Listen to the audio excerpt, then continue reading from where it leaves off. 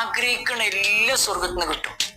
ഇപ്പൊ നിങ്ങൾക്ക് നല്ല ആഗ്രഹങ്ങളൊക്കെ അല്ലേ ഓരോന്നും ഉമ്മാന്റെ മുമ്പിൽ പറയാനും ഉപ്പാന്റെ മുമ്പിൽ പറയാനൊക്കെ. സ്വർഗത്തിലെത്തിയാല് എന്താഗ്രഹിച്ചാലും നമുക്ക് കിട്ടും. എന്തും ആഗ്രഹിക്കാം, അതാ സ്വർഗത്തിന്റെ പ്രത്യേകത. എന്തും ആഗ്രഹിക്കാം, എന്താഗ്രഹിച്ചാലും കിട്ടും. അതില് ഒരു മരം ഉണ്ട് അത്രേ. ആ മരം വലിയൊരു മരം.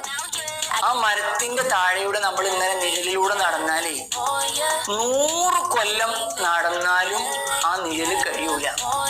അപ്പൊ ഇത്ര വലിയ മരക്കാരത്.